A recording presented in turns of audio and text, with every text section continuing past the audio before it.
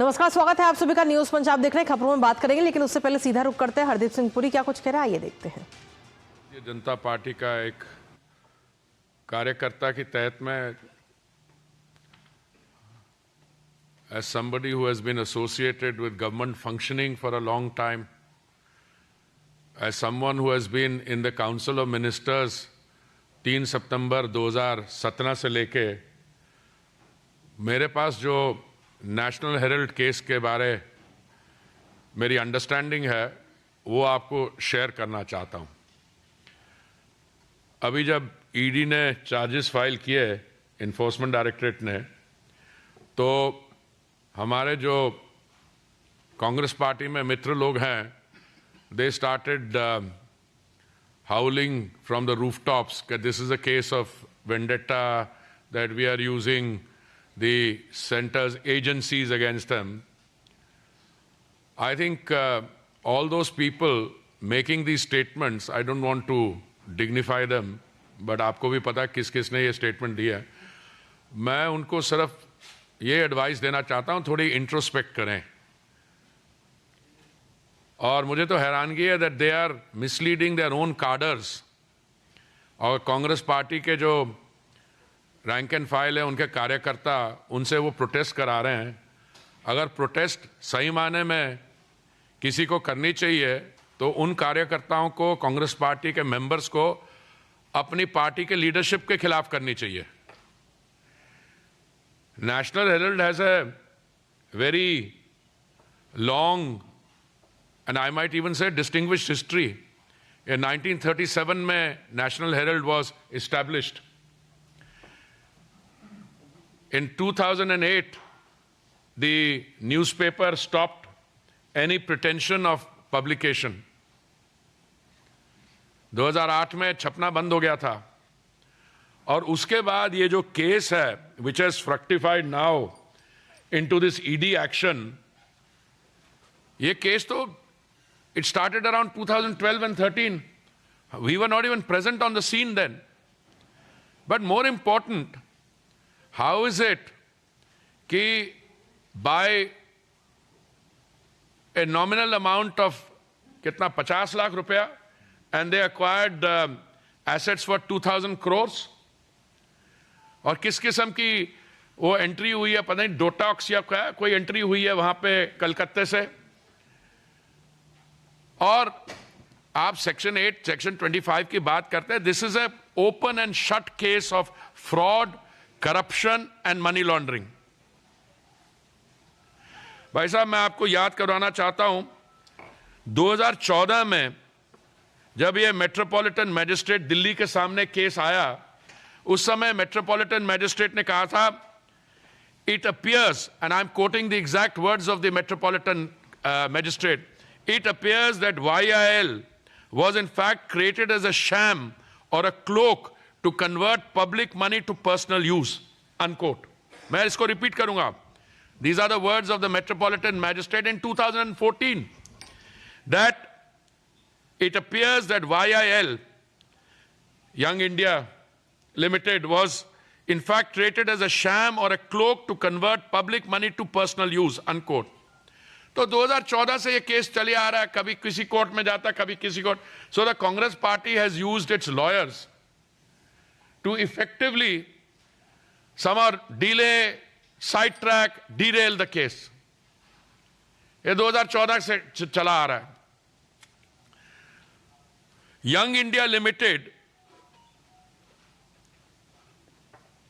was incorporated as a Section 25 company under the Companies Act 1956 for charity with a paid up capital of ₹5 lakhs. ये कब हुआ था? 2010 में हुआ था। अब इनसे पूछा जाए, अगर ये कह रहे हैं कि कांग्रेस पार्टी ने लोन्स दिए थे और वो लोन्स कोई 80-90 करोड़ के हो गए, तो इनको लौटाने थे, तो इन्होंने क्या किया? उसके बाद 50 लाख की वो अक्वायर की, 2000 करोड़ की इनको संपत्ति मिल गई, और उसके बाद क्या हुआ? अरे भाई साहब, अगर आपको इनकम टैक्स वाले नोटिस भेज रहे हैं, बाकी लोग कर रहे हैं। देखिए, I want to repeat this. In 2008, in National Herald, in 2008, It's closed the printing. जमीन किसको दी गई मैं उसके बारे में बता रहा हूं, क्योंकि मैं हाउसिंग एंड अर्बन अफेयर्स मंत्री था 7 साल के लिए, उस पर भी आता हूं। आपको plot number 5A eight Bahadur Shah Zafar मार्ग, which is 0.3365 acre, was allotted to AIL, Associate Journals Limited, AJL, in 1963 for rupees 1.25 lakhs an acre. और जब यह अलॉटमेंट सरकार की तरफ से हुई थी, उनको यह कहा गया, the propose building shall be 5 storied in addition to basement and shall be used for the allottees press on the ground floor and for the offices on the first, second and third and fourth floor. मतलब building land क्यों मिला? क्योंकि आपको concessional rate पर land मिला। आपको market rate पर land खरीदना होता तो किसी और दाम पे खरीदते। आपको कंसेशनल रेट पर लैंड मिला, फिर आपने वहां पे बिल्डिंग बनाई 5 मंजिला, जिसमें प्रेस होगी। प्रेस तो बंद हो गई थी 2008 में। और बाकी क्या हो रहा था वहां पे?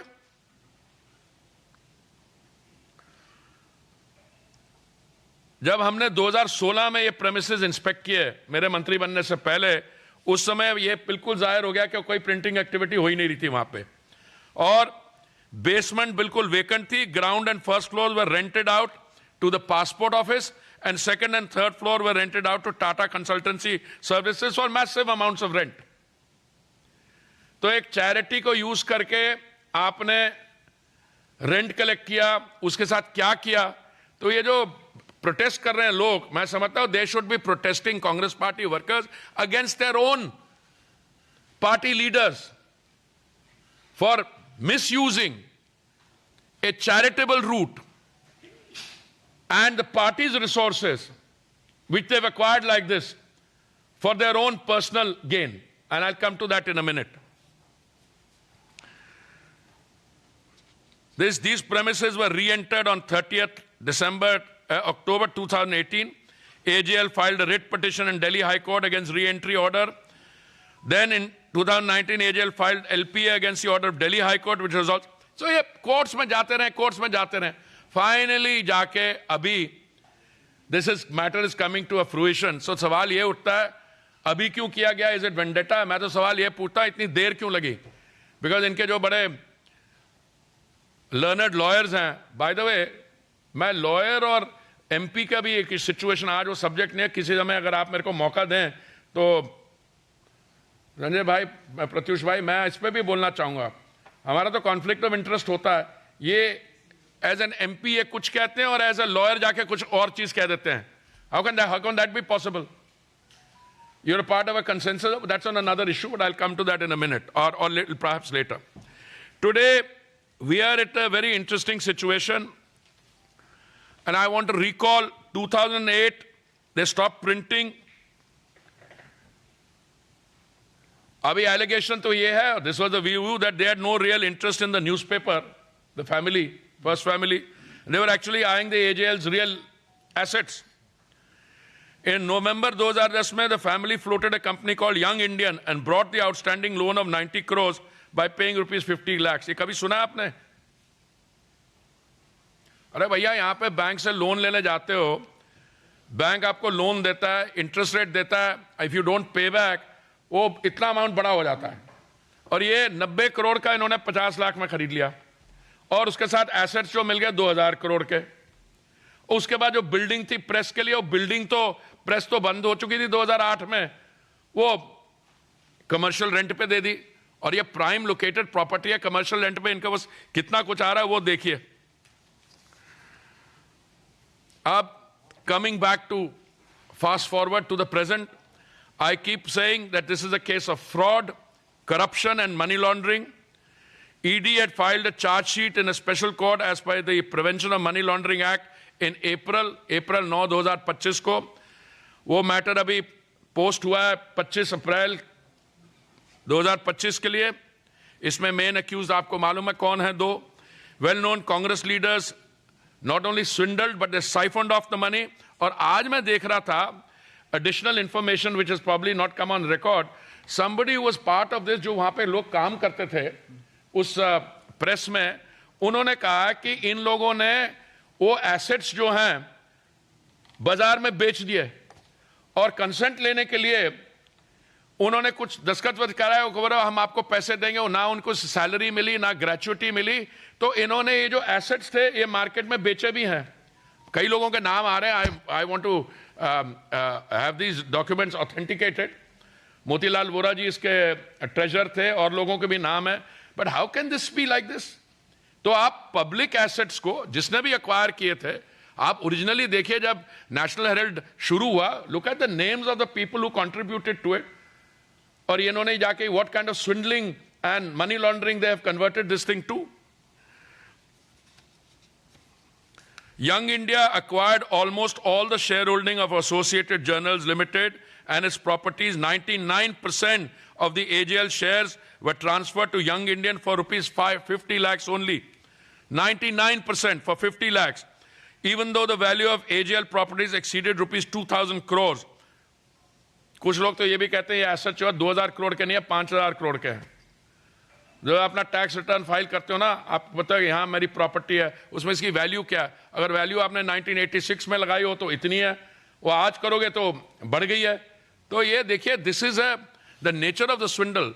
मैं तो समझता हूँ आपके माध्यम से the matter should go out. और ये कांग्रेस वर्कर्स प्रोटेस्ट कर रहे हैं, they should do a dharna outside the people who own the shares, who are the ones who own the shares. Mrs Sonia Gandhi and Rahul Gandhi hold 38% each in young India. भाई साहब 38% into 2 कितने होते हैं? 76। 76% आप होल्ड कर रहे हो। एसेट्स की वैल्यू 2,000 या 5,000 हो तो वैल्यूएशन डेट पे डिपेंड करता है। और आप कर रहे हो कि अरे वेंडेटा हो गया, अरे वो एजेंसीज यूज हो गई। अरे मेरा तो सवाल ये होता है एजेंसीज पहले क्यों नहीं आई? ये जो मैं आपको डिटेल दे रहा हूं उसकी बिल्डिंग की री एंट्री 2018 जब मैं मंत्री था, और ये मामला चल रहा 2012 से। So I think this is a case where you know a lot of serious answering. Some Congress MP had come to see me, say भाई साहब ये कितना सीरियस है? मैंने कहा इससे ज्यादा सीरियस तो मैंने केस देखा नहीं है। आप पब्लिक एसेट्स को अक्वायर कर लेते हैं फॉर अ पिटन्स, वो भी एंट्रियां ले रहे हैं, to use your local language, entry ले रहे हैं। कोई क्या डिटॉक्स है, डोटॉक्स है, पता नहीं क्या कंपनी का नाम है, पर है यहाँ पे कहीं, कलकत्ते की कंपनी है, डोटेक्स deal. Income Tax Department raised a red flag over the Dotex deal. According to it, Dotex was in the business of providing accommodation entries, which means the company accepted cash and issued checks. You know what entries are? ये public assets को आप इस तरीके से lightly और फिर attention divert करने के लिए आप protest करवा रहे हो। तो मेरी आपसे, आपके माध्यम से, and I hope you take the message out, that at least one member of the BJP feels strongly that the protest should be carried out by those Congress workers against their own leadership, which has swindled assets which are now national assets, and they are misleading the public. But I think, as is well known, once the facts are out in the public domain, the truth has a way of finding itself openly understood. So I have simplified most of the issues. I have a lot of other material but I know that for you for this afternoon, and I'd be ready to take a few questions if you like, or we can have another sitting later to amplify this, because I don't think this is going to go away. अपनी वो गलती तो मानेंगे नहीं, वो क्या करेंगे? नहीं, वो तो आज मैंने खड़गे जी की एक स्टेटमेंट सुना था, कमाल की स्टेटमेंट। अरे वो अखबार बहुत वो हिस्टोरिकल इंपॉर्टेंट था, फिर वो अखबार बंद हो गया, हमने तो अखबार चलाने की कोशिश की। ओ खड़गे जी एक काम करो, एक लिस्टिंग दे दो कि 2008 में जब अखबार बंद हुआ उसके बाद आपने उस बंद अखबार को चलाने के लिए क्या क्या कोशिश की, उतना ही बता दो हमें, उतना ही बता दो। प्रश्न सादर आमंत्रित है संजय शर्मा। उड़ीसा, मेरा सीधा प्रश्न है आपसे। नेशनल हेराल्ड मामले में कांग्रेस जो आरोप लगा रही सीधे कि ये राजनीतिक षड्यंत्र है, साजिश के तहत राहुल गांधी सोनिया गांधी के खिलाफ ये केस बनाया जा रहा है। भाई साहब, मैंने तो अपनी तरफ से अपनी ओपनिंग प्रेजेंटेशन में यही कहा, this matter goes back to 1937 when it was stamped. हम तो माननीय प्रधानमंत्री जी ने, हमारी सरकार ने तो दायित्व 2014 में संभाला, ये केस उससे पहले का है। 2008 में जब कांग्रेस की सरकार थी, अखबार बंद हो चुकी थी, वो बिल्डिंग जो है वहां पे, पहले तो कंसेशनल रेट पे लैंड दिया, वो बिल्डिंग जो है जिस was meant for running A printing press, आप उनसे पूछिए 2008 में जब बंद हो गई थी, उसके बाद उन्होंने कहा जी अखबार चलाने की कोशिश कर रहे हैं। अखबार तो बंद हो गई थी, प्रिंटिंग प्रेस ही नहीं है वहां पे, वो भी इन्होंने कबाड़े के हिसाब में बेचती होगी प्रेस। और क्या हुआ उसके बाद, बाकी जो फ्लोर्स है, 2 फ्लोर विदेश मंत्रालय अपने पासपोर्ट ऑफिस के लिए रेंट करा है, 2 फ्लोर्स वो टाटा कंसल्टेंसी सर्विस अपने वो करा है, उसमें करोड़ों रुपए रेंट आ रहा है। इसमें क्या इसमें आपने जो शब्द इस्तेमाल किया कि हमारी तरफ से ये क्या है, क्या बोला इन्होंने, कॉन्स्पिरेसी, ये कॉन्स्पिरेसी है। कॉन्स्पिरेसी तो आपने जो झूठ का वो जो web of lies that you have created, उसमें पता लगता है, और वो कांग्रेस वर्कर्स को मिसलीड कर रहे हैं। और उनको बोलो, आपको पूछो उनसे कि ये 2000 करोड़ की है या 5000 करोड़ की संपत्ति है, इसको किसने कितनी ऑलरेडी हजम कर लिया और कितनी और करने की है। It's a very serious case. Sir, क्या मिनिस्टर ने ये भी पता किया कि बहादुर शाह जफर मार्ग पर कितना रेंट आ रहा था, इसके अलावा? अरे भाई, मैंने उस समय हम लोगों ने किया था, मैंने किया था, और मुझे हैरानगी यही आती थी, मैं भी कहता था भाई ये तो ओपन एंड शट केस है। बट ये मंत्रालय की तरफ से कोई जल्दी नहीं हुई और कोई गलती नहीं हुई या कोई देर नहीं हुई। हमारी प्रोसेसेस ऐसी हैं कि एक केस जो 2012 में शुरू हुआ है, उसको पहुंचते पहुंचते 13 साल लग गए हैं। बिकॉज कभी मैंने तो बताया, अपने मेट्रोपॉलिटन मजिस्ट्रेट की आपको स्टेटमेंट पढ़ाई, क्रिस्टल क्लियर है। उसके बाद हाईकोर्ट में गया, उसके बाद पता नहीं कहां कहां गया है, और इन्होंने सारे जो लीगल इंस्ट्रूमेंट्स थे और लीगल एवेन्यूज थे, इन्होंने इस्तेमाल किए टू डीरेल द इंक्वायरी। अब now it is reached the chargesheet case, so let them now on respond. और अरुण धोता। Puri sir, the 2 points which Congress party is raising, one was about the vendetta, and the second one is the use of the agency. Use of the agency, they both are interrelated. Now the question is that before the 2014 elections, BJP raised this matter, highlighted this, and Prime Minister Modi spoke about this, that the first thing which they're going to do once they will come to power is to put them behind the bars. Now it's been more than, we are in 2020, 2025 now. Why it is taking so much time? My dear friend, you and I are the proud citizens of the world's largest democracy. We take great pride in the fact that we live in the rule of law. And the rule of law also means that apart from executive action, you can have intent as a executive action, but you also have to deal with the courts. The fact that people go to the courts. I read out the statement of the Metropolitan Magistrate कौन से 2017 की थी statement, कब की थी metropolitan magistrate की statement, मैं बता रहा हूं, जो बोलो। हाँ, नहीं भैया, 2014 की थी, बिकॉज आप पूछ रहे हैं 2014 से क्या हुआ, 2014 की स्टेटमेंट है। तो हमारी तरफ से कोई कमी नहीं रही है। हम क्यों गए हैं मेट्रोपॉलिटन मैजिस्ट्रेट के सामने, क्यों आए, कि हमारी तरफ से है कि भैया गलत हो रहा है, बट कभी कोई कोर्ट दे देता है, कोई court. I don't want to say anything about the judiciary. Full marks to them. That makes for us splendor. And we have a parliament. So, because we are a democracy, because we've got legislature, judiciary, we've got an executive, there is always a internal dynamic between them. But there hai, andher nahi hai. That's all I can say. और कोई? Piyush. Sir, one question regarding the Work Amendment Act, which was challenged in Supreme Court. Or the court has said that there will be no stay or any kind of changes to that. अरे मैं तो यार national Herald के इस पे तो we can have a separate, अभी तो कोर्ट प्रोसीडिंग ऑन है यार। नहीं, मैं देखो, आई एम अ डिसिप्लिन, मैं 39 ईयर सिविल सर्वेंट, 8 साल आपने मेरे को मंत्रिमंडल में भी रखा यार। ऐसा जब सुप्रीम कोर्ट में हियरिंग चल रही है, उस समय मेरा कुछ बोलना सही नहीं होगा उस चीज पर। अरे अलग से बुला लेना यार मेरे को, और मिल लेंगे। और कोई?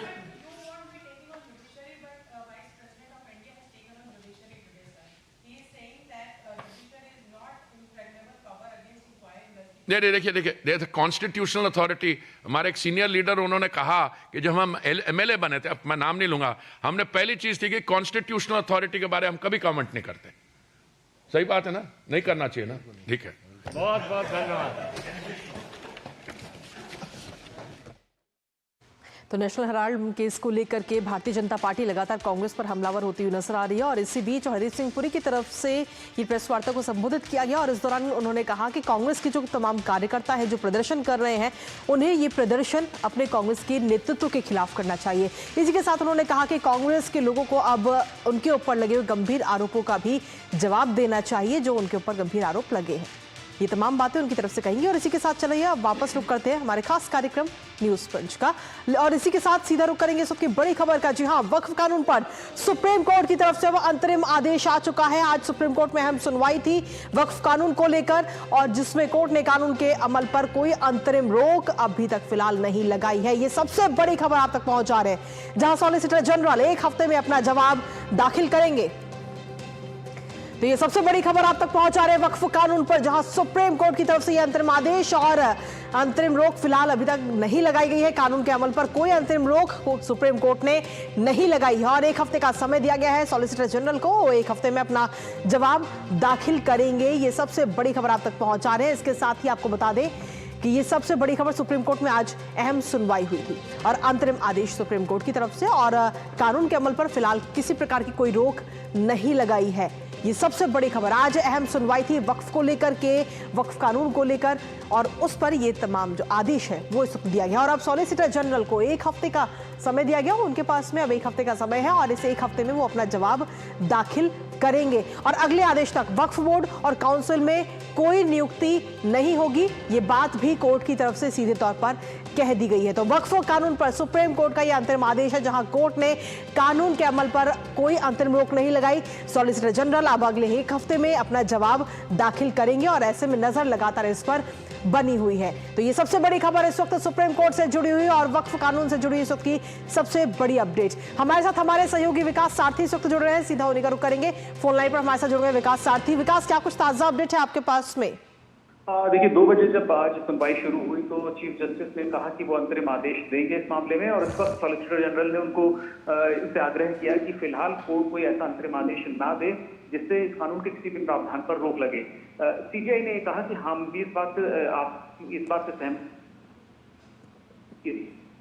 कानून के प्रावधानों पर रोक नहीं लगाता, लेकिन उसी समय जब कानून ऐसा हो जिससे एक व्यापक बदलाव आने वाला हो तो ऐसे में अक्सर कोर्ट के जो अंतरिम आदेश होते हैं वो यथास्थिति को बरकरार रखते हैं। ऐसा ही कुछ हम करेंगे।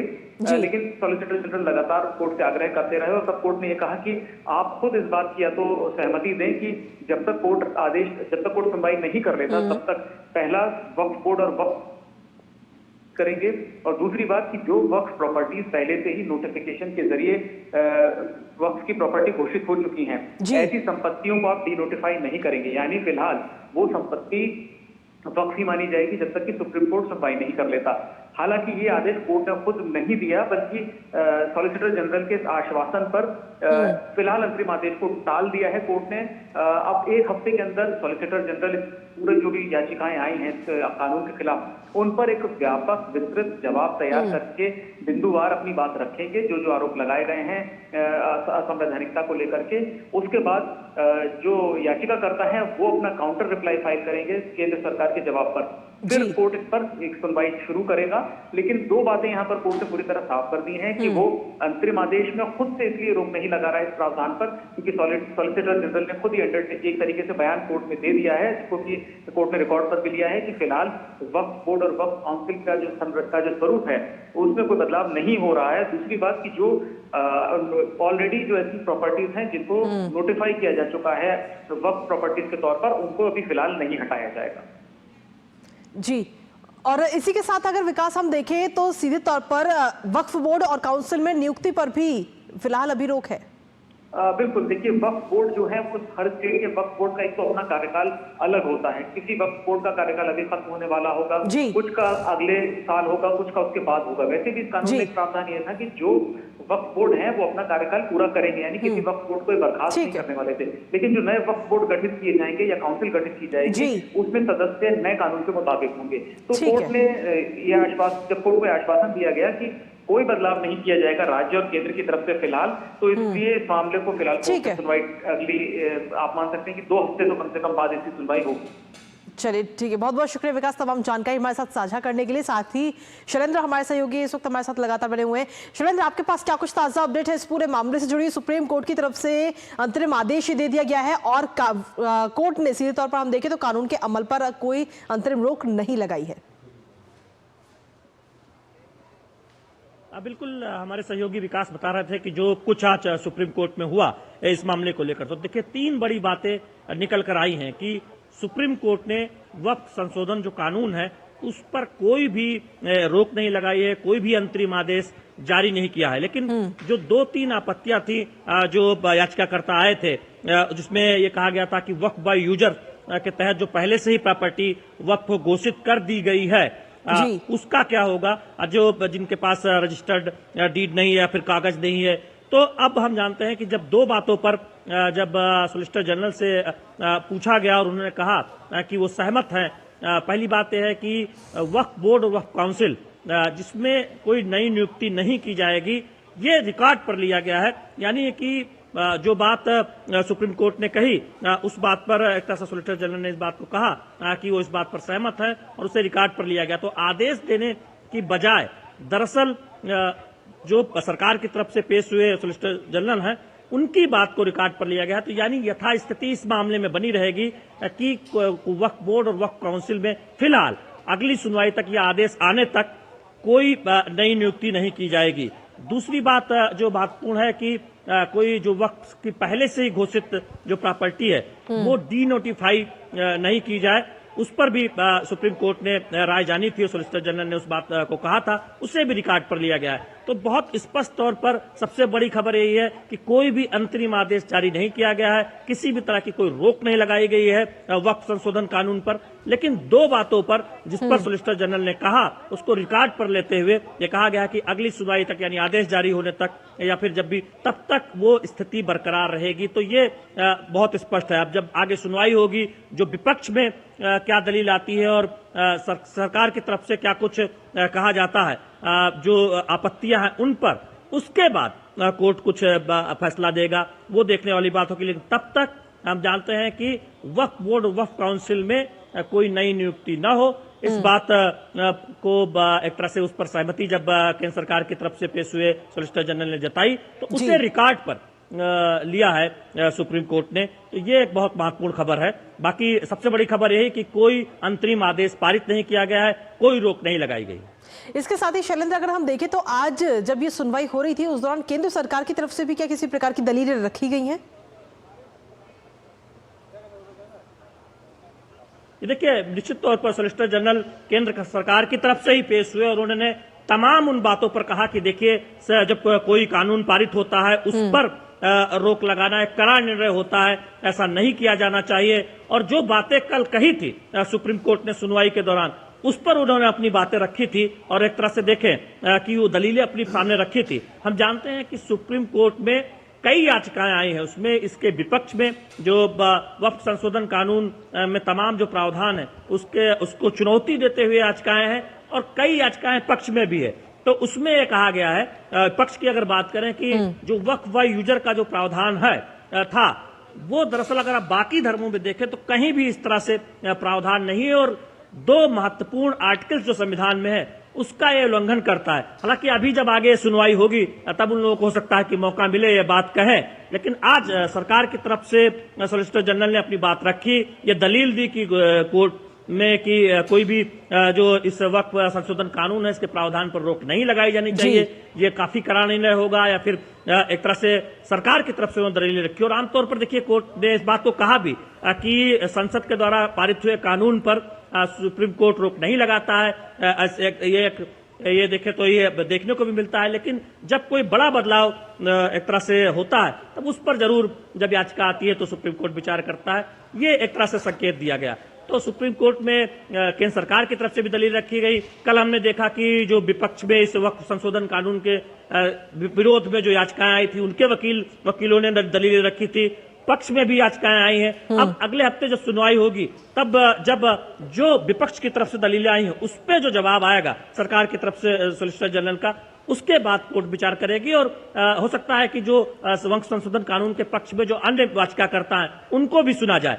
तो उसके बाद सुप्रीम कोर्ट क्या कुछ कहता है, इस पर सभी की नजरें होंगी, क्या आदेश जारी करता है। लेकिन फिलहाल कोई अंतरिम आदेश जारी नहीं किया गया है, कोई रोक नहीं लगाई गई है। दो बातों को जिनको सामने रखा था सुप्रीम कोर्ट ने और उस पर एक तरह से सॉलिसिटर जनरल ने कहा था कि सहमति जताई थी, उससे रिकॉर्ड पर लिया गया है। यानी वक्फ बोर्ड और वक्फ काउंसिल में कोई नई नियुक्ति नहीं की जाएगी और पहले से घोषित वक्फ प्रॉपर्टी को फिलहाल डिनोटिफाई नहीं किया जाएगा सुनवाई पूरी होने तक। तो ये पूरा मामला है। तो निश्चित तौर पर देखें कि बहुत महत्वपूर्ण, हम जानते हैं कि ये आज सुनवाई की गई, कल भी की गई थी सुनवाई और आज ये सुप्रीम कोर्ट में हमने देखा कि ये अंतरिम आदेश जो है वो जारी नहीं किया गया, लेकिन सॉलिसिटर जनरल ने जो दो बातें कही उसको रिकॉर्ड पर लिया गया। बिल्कुल, इसी के साथ अगर बीते कल का जैसा आपने जिक्र किया तो बीते कल की बात करें तो जो हिंसा मुर्शिदाबाद में सामने आई थी उसको लेकर भी कहीं ना कहीं सुप्रीम कोर्ट ने चिंता जाहिर करी थी। देखिए, आप कृतिका, तीन बहुत महत्वपूर्ण बातें मैं बताना चाहूंगा। वक्फ संशोधन कानून जो है वो किन प्रावधानों के लिए दरअसल लाया गया। हम जानते हैं कि 2013 के संशोधन के बाद, काफी पुराना कानून है, 1995 में देखें कि एक स्वरूप बना वक्फ संशोधन कानून का, वक्फ कानून का। उसके बाद 1995 के 2013 में जो संशोधन हुआ यूपीए के समय में, उसके बाद बहुत विवाद आए। देश में तमाम जगहों पर ये आरोप लगे, गांव के गांव वक्फ प्रॉपर्टी घोषित की गई, तमाम सरकारी संपत्तियों पर वक्फ का दावा आया और कहा गया कि वक्फ जो बोर्ड है वो एक तरफा है, उसके फैसलों पर बहुत सीमित विकल्प हो जाता है सुनवाई का, और ऐसे तमाम विवाद बढ़ते जा रहे थे। और अचानक वक्फ की संपत्तियों में बड़ा इजाफा देखने को मिला था, रिकॉर्ड ये बताते हैं। तो ये जो वक्फ संशोधन कानून सरकार लेकर आई थी उसमें 3-4 प्रमुख बदलाव किए गए थे कि वक्फ बाय यूजर को हटाया गया था, जो एक विवाद का विषय था। दूसरी बात यह है कि दान वही लोग संपत्ति दे सकते हैं जो 5 साल से प्रैक्टिसिंग मुस्लिम हो। इसके साथ ही साथ रजिस्टर्ड डीड जरूरी होगी। तो इस तरह के कई बदलाव किए गए थे। अब जो विपक्ष में जिनकी याचिका आई, उनका कहना है कि यह अधिकारों का अतिक्रमण है, उस पर वो दलील उन्होंने कल दी थी। पक्ष के जो याचिकाकर्ता हैं, जिनको हो सकता है कि आगे सुना जाए, उनका यह कहना है कि बाकी धार्मिक आप देख लीजिए तो वहां वक्फ बाय यूजर जैसा कोई प्रावधान या उस तरह से कुछ नहीं होता, तो यहां पर क्यों है? संविधान का के 2 प्रमुख जो आर्टिकल थे उनका ये उल्लंघन है। तो पक्ष वाले भी दलील उनकी है अपनी, इसीलिए वो सुप्रीम कोर्ट गए हैं। और विपक्ष में जो सुप्रीम कोर्ट गए हैं तो आपने कल और आज सुना ही, और सरकार ने जो कुछ कहा उसके बाद, उनकी दलीलों के बाद जो अपनी बात रखी, वो भी आज आपने सुना और हमारे सहयोगी विकास आर्थी ने बताया। तो अब अगले हफ्ते जब सुनवाई होगी, सरकार की तरफ से क्या कुछ विस्तृत जवाब दिया जाएगा, उसके बाद देखना होगा कि कोर्ट क्या कहेगी और क्या कुछ सरकार की तरफ से कहा जाता है। बिल्कुल शैलेंद्र, और इस पर हम सभी की नजर बनी हुई है कि जब अगली सुनवाई होगी तो सॉलिसिटर जनरल की तरफ से क्या कुछ कहा जाएगा, इस पर हम सभी की नजर है। फिलहाल बहुत बहुत शुक्रिया शैलेंद्र, तमाम जानकारी हमारे साथ साझा करने के लिए, इस खबर से जुड़ी हुई। और इसी के साथ चलिए अब अगली महत्वपूर्ण खबर का रुख कर लेते हैं। बात करेंगे अब पश्चिम बंगाल की न्यूज पंच में। जी हां, जहां मुर्शिदाबाद में हिंसा को लेकर ममता बनर्जी लगातार चौतरफा घिरती नजर आ रही हैं और ये मामला अब हाईकोर्ट भी पहुंच चुका है। तो वहीं दूसरी ओर इस हिंसा में जिन लोगों की मौत हुई, उनके परिवार ने किसी भी प्रकार की सहायता राशि या यूं कहें कि मुआवजा राशि लेने से साफ इनकार कर दिया है और मांग है तो सिर्फ और सिर्फ इंसाफ की। अभी की अगर हम बात करें तो राज्य सरकार कह रही है कि अब स्थिति सामान्य है, लेकिन वहीं दूसरी तरफ पलायन करने वाले जो हिंदू शरणार्थी हैं, उनके अंदर से भय अभी भी खत्म नहीं हो रहा है। हालांकि इस मामले में कई गिरफ्तारियां भी हो चुकी हैं और एसआईटी का भी गठन हो चुका है। क्या है ताजा हालात वहां के बताएंगे आपको, लेकिन उससे पहले आपको दिखाते हैं कि कैसे ममता के मरहम से पीड़ितों ने किया है इनकार। तो ममता के मरहम से सीधे तौर पर पीड़ितों ने इनकार कर दिया है और मुर्शिदाबाद हिंसा पीड़ितों ने जो मुआवजा राशि राज्य सरकार की तरफ से दी जा रही थी उसको लेने से साफ तौर पर इनकार इस वक्त पीड़ितों की तरफ से कर दिया गया है। 10 लाख रुपए की ये मुआवजा राशि थी जिसको लेने से पीड़ितों ने साफ इनकार कर दिया। उन्होंने कहा है कि जो लोग जा चुके हैं वो अनमोल जिंदगियां, उनका कोई मोल नहीं है। और सीधे तौर पर पीड़ितों ने राज्यपाल से भी मुलाकात की है और राज्यपाल से मुलाकात करने के साथ ही न्याय की गुहार उनकी तरफ से लगाई गई है। उन्होंने सीधे तौर पर कहा कि हमें मुआवजा राशि नहीं चाहिए, जो अनमोल जिंदगियां थी वो तो अब जा चुकी है, लेकिन हमें मुआवजा राशि नहीं चाहिए, हमें चाहिए तो सिर्फ और सिर्फ न्याय। हिंसाग्रस्त इलाके में भय का माहौल जो है वो अभी भी बना हुआ है और अब राज्यपाल से न्याय की गुहार लगाई जाएगी। तो ऐसे में सीधे तौर पर हम देखें तो जो मुआवजा राशि थी पीड़ित परिवार ने उसे लेने से साफ तौर पर इनकार कर दिया है। साथ ही आपको बता दें कि राज्यपाल मुर्शिदाबाद में हिंसाग्रस्त जो पूरा इलाका है वहां का भी दौरा करते हुए नजर आएंगे।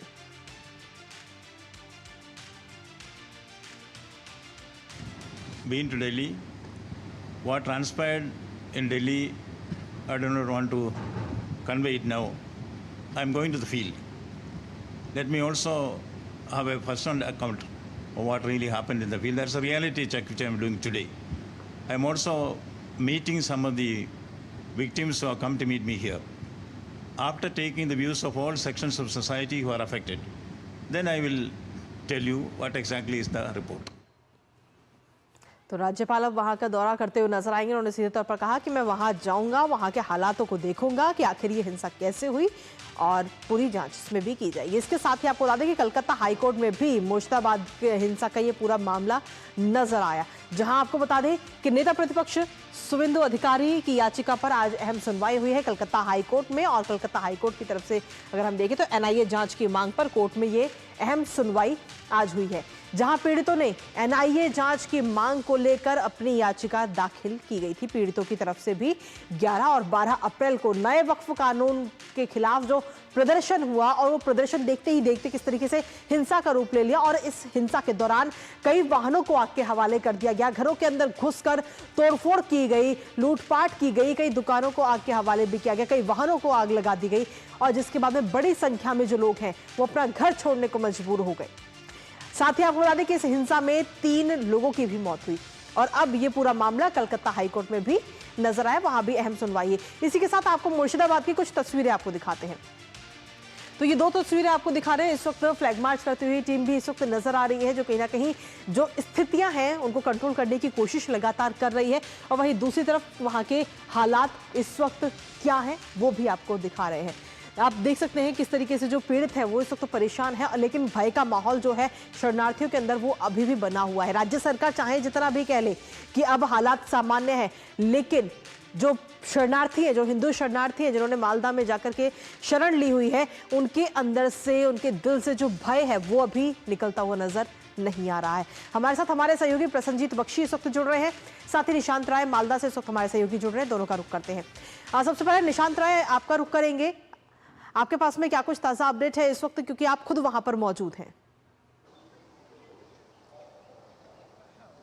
देखिए, मैं मालदा के पारलालपुर जो जगह बनाई गई है जहां पर तमाम जो हिंदू मुर्शिदाबाद से पलायन करके यहां पर आए थे वहां पर इस समय मौजूद हूं और मैं आपको बता दूं कि यहां पर बीजेपी के नेता, कई सारे संगठन और पुलिस के बीच लगातार तनातनी का माहौल है। दरअसल पुलिस ना तो मीडिया को ना किसी व्यक्ति विशेष को अंदर जाने की इजाजत दे रही है, प्रशासन इजाजत नहीं दे रहा है। दूसरी तरफ लोगों का मांग है कि पीड़ित परिवारों से उन्हें मुलाकात करनी है और उनका दुख दर्द बांटना है। यहां तक कि बीजेपी के विधायक हैं सुब्रतो मोइत्रे, उन्होंने तो यहां तक प्रशासन पर आरोप लगा दिया कि जो राहत सामग्री भिजवाई जा रही है पीड़ितों के लिए उसका उपयोग प्रशासन कर रहा है। इसी के चलते प्रशासन मिलने नहीं देना चाहता है और दूसरी तरफ सरकार अपनी छवि बचाने के लिए पीड़ितों से किसी को मिलने नहीं दे रही है और सबसे बड़ी बात है कि मीडिया से भी मुलाकात नहीं करने दी जा रही है।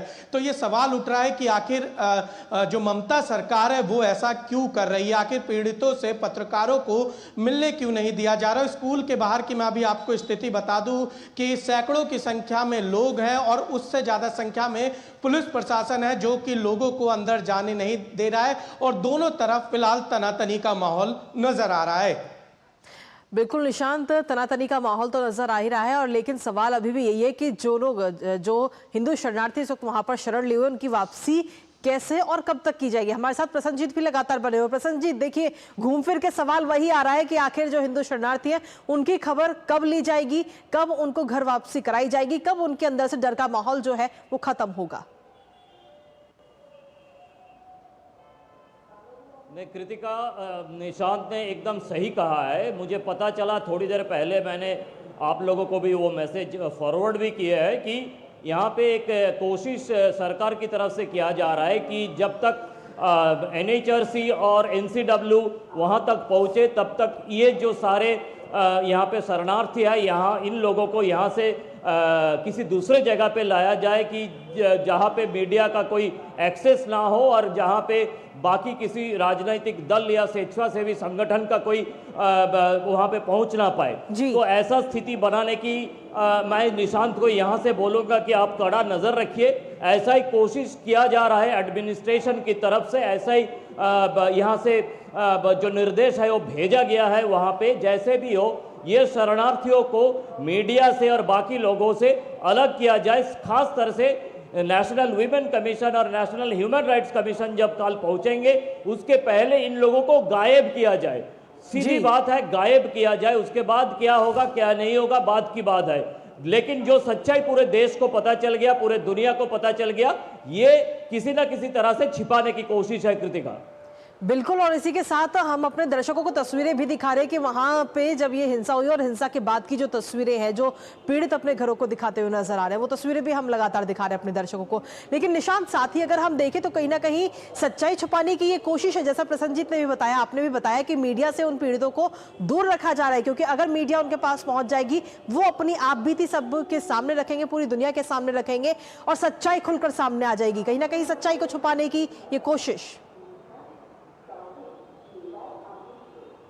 देखिए बिल्कुल, मैं सबसे पहले आपको इसकी लोकेशन जहां पर मैं खड़ा हूं, पार लालपुर, हालांकि इसका नाम लालपुर हुआ करता था, लेकिन चूंकि मुर्शिदाबाद गंगा के उस पार है और ये गंगा के इस पार है, जिसके चलते स्थानीय भाषा में इसको पार लालपुर कहा जाने लगा। और उसके जब मुर्शिदाबाद में दंगे हुए थे, जब हिंसा हुई थी, तो जो वहां पीड़ित थे वो गंगा नदी से इस पार आए थे और यहाँ पर उन्होंने पनाह ली थी। और जिस नाविक ने उनको मदद की थी उसने लगभग 25 चक्कर गंगा पार के जो है वो काटे थे ताकि लोगों को यहाँ सुरक्षित लाया जा सके। और उसके बाद से जब लोग यहाँ पर आ गए तो और मीडिया के एक दो लोगों ने उनसे बात की और उसके बाद से प्रशासन ने पूरी तरीके से प्रतिबंध लगाने की कोशिश की है। हम जब यहाँ पर आए तो हमसे कहा आप लिखित में एक एप्लीकेशन दीजिए, हमने प्रशासन को लिखित में एक एप्लीकेशन दी, हमने कहा आप बताइए, तब उन्होंने कहा कि अभी ऊपर से परमिशन होनी है। मैंने कई बार जो संबंधित अधिकारी थे मैंने उनसे कहा कि आप बताइए, प्रोटोकॉल मैं फॉलो करूंगा जो भी राज्य सरकार का है, लेकिन किस अधिकारी से बात करनी है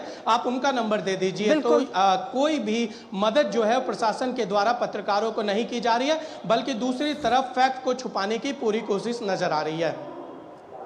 बिल्कुल प्रसन्नजीत, अगर हम देखें तो जैसा आपने बताया वही चीज़ें ज़मीनी स्तर पर भी नज़र आ रही हैं, क्योंकि निशांत राय इस वक्त खुद वहां पर मौजूद हैं और वो तमाम कोशिशें कर रहे हैं कि किसी अधिकारी से बात हो सके, ताज़ा जानकारी मिल सके कि क्या अपडेट इस वक्त है और लोगों को इस तरीके से वापस उनके घर पहुँचाने की कोशिश की जा रही है। लेकिन कहीं ना कहीं अधिकारी भी तमाम सवालों के जवाब देने से बचते हुए नजर आ रहे हैं। नहीं, किसी को वापस अपने जगह पर ले जाने की कोई कोशिश प्रशासन की तरफ से नहीं है। मैं जो कह रहा हूं कि ये एनसीडब्ल्यू और एनएचआरसी से इन लोगों को किसी भी तरह छिपाना, किसी भी तरह एनसीडब्ल्यू और एनएचआरसी के लोग इनसे बात ना कर पाए, इसी का ये एकमात्र तरीका है। और ये चीफ मिनिस्टर ममता बनर्जी का डीजीपी राजीव कुमार के थ्रू और बाकी जो डिस्ट्रिक्ट कलेक्टर है उनके थ्रू इन लोगों को बताया गया है कि कोई पत्रकारों से मिलने ना दिया जाए और जितना दूर हो सके ले जाइए, कि पीछे की दरवाजा से या दूसरे जगह से इन लोगों को किसी दूसरे जगह पे अगर लिया जाए तो किसी को पता ना चले। देखिए इसी तरह से बंगाल की राजनीति और बंगाल की जो शासन और प्रशासन ये चलाया जाता है, हम लोग आदी है इसके बारे में। तो ये इसीलिए मैं निशांत को बार बार कह रहा हूं, बाकी जो पत्रकार उनसे भी मेरा वार्तालाप जारी है, ये सारे लोग अपना नजर रखे हुए हैं ठीक वहां पे कि किसी ना किसी तरह किसी एक को भी वहां से निकाल के दूसरे जगह पे प्रशासन नहीं ले जा पाए। कृतिका जी, प्रसन्नजीत, बिल्कुल नजर लगातार निशांत राय भी बनाए हुए हैं। निशांत, क्या आप जब वहां पर पहुंचे तो क्या अभी तक किसी भी व्यक्ति से आपकी इस बारे में बात हुई है जिसने खुद अपने आंखों से हिंसा देखी हो, अपनी आप बीती आपको बताई हो? देखिए वो सभी लोग उस स्कूल में बंद हैं और उनको बाहर नहीं आने दिया जा रहा है। हालांकि ग्रामीणों से हमारी बात हुई थी, खासकर उस नाविक को लेकर बात की थी और हम नाविक को भी, चूंकि इसी गांव के रहने वाले हैं वो, उनको यहां पर हमने ढूंढने की कोशिश की ताकि उनसे पूछें कि उस समय क्या स्थितियां बनी थी। हालांकि उनसे भी मुलाकात नहीं हो पाई है और अभी कोशिश हमारी यही है भी किसी तरीके से पीड़ितों के पास पहुंचा जाए, उनसे बात की जाए आखिर क्या परिस्थितियां रही। हालांकि जो पहले पत्रकार पहुंचे थे पहले ही दिन, उनमें से कुछ से बातें हुई। उन्होंने बताया कि जो उन लोगों से बातें हुई थी, स्थितियां बहुत वहां पर डरावनी थी मुर्शिदाबाद में, जिसके चलते उनको पलायन करना पड़ा और पलायन करने के बाद अब उन्हें उम्मीद नहीं है कि वो कब अपने घर पहुंचेंगे। हम अपने दर्शकों को तस्वीरें दिखा रहे हैं जब पीड़ित जो है वो राज्यपाल से मुलाकात करने के लिए पहुंचे हुए हैं। इस वक्त हिंसा के दौरान जो पीड़ित हैं वो इस वक्त राज्यपाल से मुलाकात करने पहुंचे हैं और इंसाफ की गुहार लगाते हुए नजर आ रहे हैं। हम अपने दर्शकों को लगातार ये तस्वीर दिखा रहे हैं क्योंकि इससे पहले जब राज्य सरकार की तरफ से मुआवजे की बात कही गई तो मुआवजा राशि लेने से साफ तौर पर इन पीड़ितों ने इनकार कर दिया और कहा कि ये जिंदगियां अनमोल थी, लेकिन ये जिंदगियां अब जा चुकी हैं और इन अनमोल जिंदगियों की कोई राशि नहीं हो सकती, हमें सिर्फ और सिर्फ इंसाफ चाहिए। ये बात पीड़ितों की तरफ से कही गई और अब राज्यपाल से मुलाकात करने के लिए भी पहुंचे हुए हैं निशांत। देखिए बिल्कुल, चूंकि राज्यपाल से मुलाकात करने पहुंचे और मैं जिस फैमिली में जो 2 लोगों का जो मर्डर हुआ था वहां पर आपको साफ तौर पे बता दूं कि जो विजुअल हैं आए थे, जो तस्वीरें थी मर्डर के बाद, वो कोई भी आम नागरिक नहीं देख सकता। जिस तरीके से घिनौनी तरीके से हत्या की गई थी और उसके बावजूद परिवार को न्याय न मिलना, ये दिखलाता है कि सरकार की मंशा क्या है। और इतना बड़ा फैसला, चूंकि बहुत गरीब परिवार है, 10 लाख की जो कंपनसेट करने की राशि है और उसको सीधे तौर पर अगर मना कर रहा है तो आप समझ सकते हैं कि यहाँ पर मुर्शिदाबाद हो, मालदा हो, स्थितियां कितनी डरावनी है और एक विशेष समुदाय को लगातार टारगेट किया जा रहा है और सरकार लीपापोती का काम कर रही है। ठीक है, प्रसन्नजीत हमारे साथ बने हुए। प्रसन्नजीत, देखिए कहते हैं कि सच्चाई छुपाई नहीं जा सकती, एक ना एक दिन जरूर सामने आती है और यहाँ की तस्वीरें भी आज नहीं तो कल लेकिन सभी के सामने होंगी। थोड़ा वक्त जरूर लगेगा लेकिन सच्चाई निकलकर सामने आएगी। फिलहाल बहुत बहुत शुक्रिया प्रसन्नजीत और निशांत, आप दोनों का तमाम जानकारी और अपडेट्स हमारे साथ साझा करने के लिए। साथ ही इस खबर पर आप अपनी नजर लगातार बनाए रखिएगा। और इसी के साथ चलिए अब अगली महत्वपूर्ण खबर का रुख कर लेते हैं, जहां हरियाणा लैंड स्कैम के मामले में रॉबर्ट वाड्रा की मुश्किलें फिलहाल तो कम होती नजर नहीं आ रही। प्रवर्तन निदेशालय यानी कि ईडी आज भी लगातार तीसरे दिन उनसे पूछताछ कर रही है। दिल्ली स्थित ईडी कार्यालय में रॉबर्ट वाड्रा आज फिर पेश हुए, जहां जांच एजेंसी ने उनसे जमीन सौदों और कथित मनी लॉन्ड्रिंग को लेकर के कई सारे तीखे सवाल पूछे। और इसके साथ ही जानकारी यह भी मिली है कि ईडी के पास कुछ नए दस्तावेज और लेन देन के रिकॉर्ड्स हैं, जिनके आधार पर सवालों की लिस्ट और लंबी हो चुकी है। हालांकि रॉबर्ट वाड्रा ने अब तक सभी आरोपों से इनकार भी किया है, लेकिन जांच एजेंसी की नजरें अब उनके हर एक जवाब पर भी टिकी हैं और वाड्रा से लगातार हो रही ये पूछताछ राजनीति में भी चर्चा का विषय बनी हुई है, जिससे आने वाले दिनों में और हलचल मच सकती है। करेंगे इस पर चर्चा, इस पूरे मामले पर, लेकिन साथ ही जानेंगे लेटेस्ट अपडेट। उससे पहले आपको दिखाते कुछ तस्वीरें, तो जहां आपको बता दें कि रॉबर्ट वाड्रा से ईडी के सवाल जवाब और तीसरे दिन भी पूछताछ इस वक्त लगातार जारी है। 2018 हरियाणा लैंड स्कैम में ये पूछताछ और ये पूछताछ अभी भी की जा रही है। पिछले 2 दिनों में अगर हम देखें तो 12 घंटे तक सवाल जवाब हुए हैं पिछले 2 दिनों में और आज इस पूछताछ का तीसरा दिन है। कंपनी स्काईलाइट हॉस्पिटैलिटी पर वित्तीय अनियमितताओं के आरोप हैं और ये कंपनी है रॉबर्ट वाड्रा की, जिसको लेकर ये पूरी पूछताछ हो रही है। अनियमितताओं की जांच ईडी कर रही है। लगातार तीसरे दिन भी वाड्रा आज पेश हुए हैं और जब वो ईडी के दफ्तर पहुंचते हैं तो अपनी वाइफ के साथ यानी कि प्रियंका वाड्रा के साथ वो वहां पर पहुंचते हैं। हालांकि प्रियंका वाड्रा उनको ड्रॉप करने के बाद में वापस चली जाती है, लेकिन आज तीसरा दिन काफी अहम और बताया जा रहा है कि आज वाली जो पूछताछ है वो भी काफी लंबी नजर आ सकती है। लेकिन इसके साथ ही जब वो वहां पर पहुंचते हैं तो उनसे एक सवाल किया जाता है राजनीति में एंट्री को लेकर और इस पर वो क्या जवाब देते हैं वो आपको बताते हैं। रॉबर्ट वाड्रा ने सीधे तौर पर कहा कि मैं राजनीति में आऊंगा। ये बात रॉबर्ट वाड्रा की तरफ से कही गई। उन्होंने कहा कि भाजपा ने मेरे खिलाफ राजनीति शुरू की है, लेकिन एंट्री मेरी होगी राजनीति में।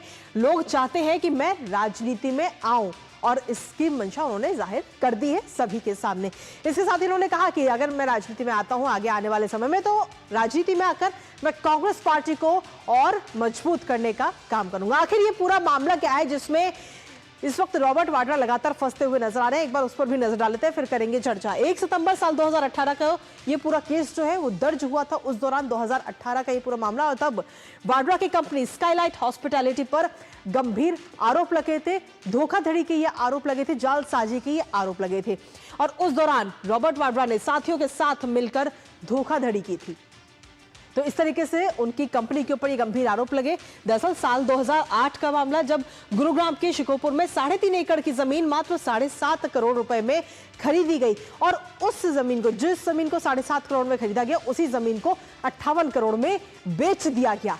डीएलएफ को ये जमीन उस दौरान बेची गई थी और सीधे तौर पर रॉबर्ट वाड्रा पर अवैध तरीके से 50 करोड़ रुपए से अधिक कमाने का ये गंभीर आरोप है। और इसी पर ताजा अपडेट ले लेते हैं। हमारे साथ में हमारे सहयोगी अमरेंद्र गुप्ता इस वक्त जुड़ रहे हैं, सीधा उन्हीं का रुख करेंगे। अमरेंद्र, क्या कुछ ताजा अपडेट है आपके पास में इस वक्त, क्योंकि आप खुद लगातार इस वक्त वहां पर मौजूद है और सुबह से ही अपडेट हमारे दर्शकों तक पहुंचा रहे हैं।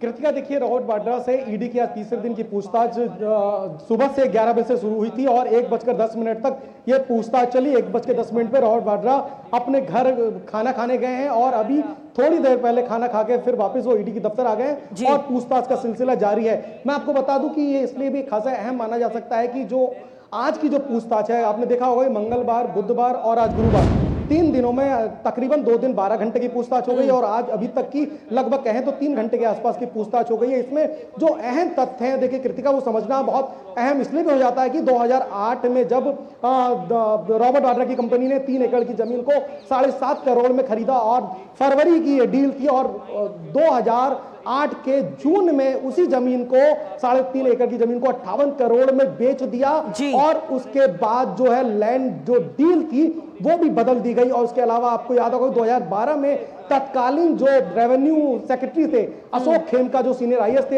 हरियाणा गवर्नमेंट में, उन्होंने इस मामले की जांच की और इस मामले में इस डील को संदिग्ध पाया और उसके बाद तत्कालीन वहां पर हरियाणा में कांग्रेस की सरकार थी और हुड्डा की सरकार के दौरान उनका ट्रांसफर कर दिया गया। और ये खबर भी काफी मीडिया में चली थी कि उस दौरान कांग्रेस के प्रभाव से आईएएस खेमका का ट्रांसफर हो गया और उसके बाद 2008 में जो डील के बाद 2012 की घटना है और 2018 में इस मामले में पहली बार एफआईआर होती है और 2019 में रॉबर्ट वाड्रा से पहली पूछताछ होती है। और मैं आपको बता दूं कि 2019 के बाद से अब जो पूछताछ हो रही है उसके बीच में कई राउंड की पूछताछ हो चुकी है उन लोगों से जो इस मामले में डायरेक्ट और इनडायरेक्ट तौर पे जुड़े हुए हैं। इस मामले में ईडी ने तत्कालीन जो मुख्यमंत्री हैं हुड्डा, उनसे भी पूछताछ कर ली है। इसके अलावा जो लैंड डील से जुड़े हुए लोग हैं उनसे भी पूछताछ कर ली है। और अब इस राउंड में देखिए, बार बार मैं आपको बता दूं, जब भी आप रॉबर्ट वाड्रा का बयान देखेंगे, आज भी उन्होंने हमसे जब बात की तो उन्होंने कहा कि मुझसे बार बार रिपीट सवाल किए जा रहे हैं। तो इसमें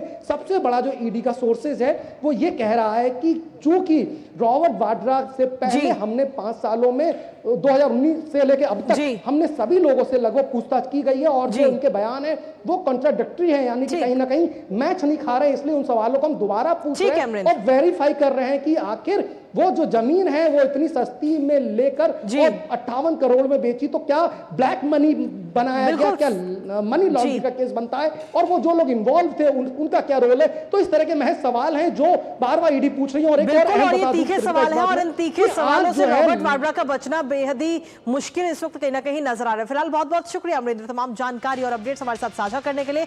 इस पर आप अपनी नजर लगातार बनाए रखिएगा। लेकिन इसके साथ ही तीसरी महत्वपूर्ण खबर अंतर्राष्ट्रीय जगत से जुड़ी हुई, साथ ही पड़ोसी देश से जुड़ी हुई। जी हां, बीते कल इस्लामाबाद में प्रवासी पाकिस्तानी सम्मेलन में पाकिस्तान के आर्मी चीफ का संबोधन हुआ और इस संबोधन में कई सारी चीजों में, इस संबोधन की अगर हम बात करें तो इस संबोधन में उन्होंने कई ऐसी बातें कही जिन्होंने तमाम सवाल खड़े कर दिए।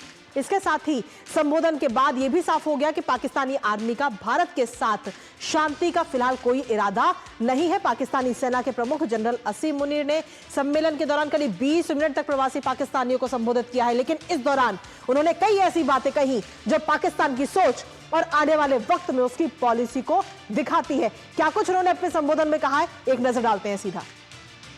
तो पाक आर्मी चीफ का ये जहरीला भाषण इस वक्त सामने आया, जहां पाक आर्मी चीफ ने हिंदुओं के खिलाफ जहर उगलते हुए वो नजर आए। क्या जहर उगला है वो भी आपको सुनाएंगे, लेकिन साथ ही पहले बता दें आपको कि असीम मुनीर ने पाकिस्तान को हिंदुओं से अलग बताया। उन्होंने कहा है कि ये हमारे नियम अलग हैं, हमारे तौर तरीके अलग हैं, हम हर चीज में हिंदुओं से अलग हैं। ये बात उन पाक आर्मी चीफ की तरफ से कही गई है। इसके साथ ही द्विराष्ट्र सिद्धांत को पाकिस्तान की बुनियाद उनकी तरफ से बताया गया है। पाकिस्तान को सर्वोपरि उन्होंने बताया। साथ ही उन्होंने कहा कि हम एक नहीं 2 अलग राष्ट्र हैं, इसका जिक्र उन्होंने अपने संबोधन में किया है। इसके साथ ही और क्या कुछ कहा है कि सीधे तौर पर हम देखें तो कलमे के नाम पर मुल्क है, ये बात कही गई। असीम मुनीर ने कलमे को मुल्क की बुनियाद बताया है कि कलमे के नाम पर ही हमारा मुल्क है, पाकिस्तान सिर्फ कलमे की बुनियाद पर ही बना है, ये बात उनकी तरफ से कही गई है। इसके साथ ही पाकिस्तान की रियासत तैयबा से उन्होंने तुलना की है पाकिस्तान की।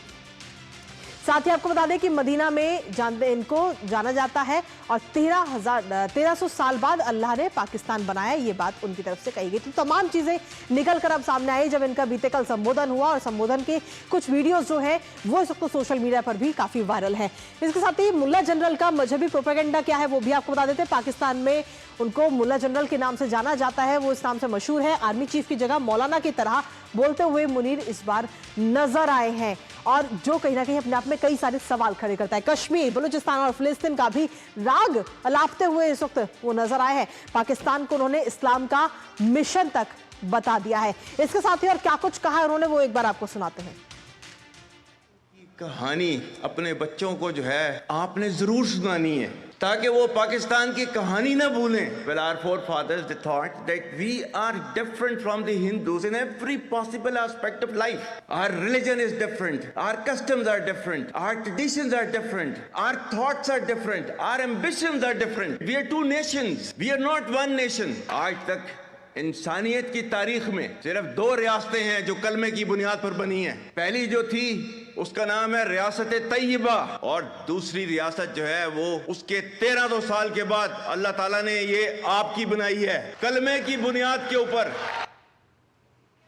तो आपने सुना कि क्या कुछ वो कहते हुए नजर आए हैं और इसी पर ताजा अपडेट लेते हैं। हमारे साथ में हमारे सहयोगी अखिलेश सुमन इस वक्त जुड़ गए, सीधा उन्हीं का रुख करेंगे। अखिलेश, क्या कुछ ताजा अपडेट आपके पास में कि न कहीं ये जो संबोधन इस वक्त सामने आया है उससे पाकिस्तान की सोच और शांति को लेकर चीजें काफी हद तक साफ होती अखिलेश नजर आती हैं? निश्चित तौर पे पाकिस्तान में अभी जो अंदरूनी मतभेद है काफी बढ़े हुए हैं और यह पहली बार है कि पाकिस्तान ने प्रवासी पाकिस्तानी सम्मेलन आयोजित किया। तो उनके अपने पाकिस्तानियों पे जो पाकिस्तान से बाहर रह रहे हैं उनके अंदर भी पाकिस्तान विश्वास घटता जा रहा है, इसीलिए पहली बार उन्होंने ये सम्मेलन आयोजित किया। इस सम्मेलन में पाकिस्तान के आर्मी चीफ जो है जो बोल रहे हैं वो भी मौजूद थे। पहला भाषण दिया था शहबाज शरीफ ने और दूसरा भाषण दिया था इन्होंने।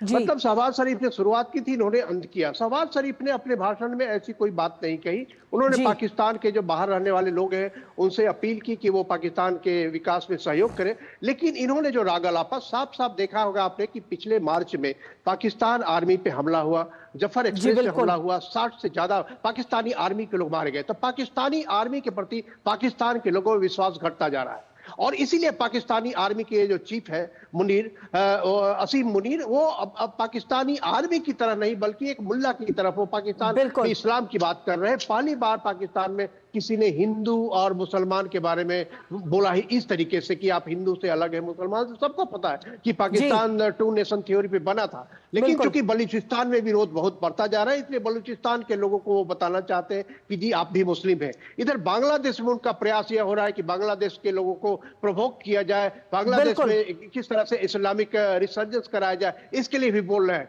तो जब पाकिस्तान पिटने लगता है तो कई बार वो कश्मीर का बिल्कुल सीधे तौर पर अखिलेश अगर हम देखें तो ये भड़काऊ भाषण इस वक्त कहीं ना कहीं नजर आता है, लोगों को भड़काने का काम इस भाषण के जरिए किया जा रहा है। फिलहाल बहुत बहुत शुक्रिया अखिलेश तमाम जानकारी अपडेट्स हमारे साथ साझा करने के लिए।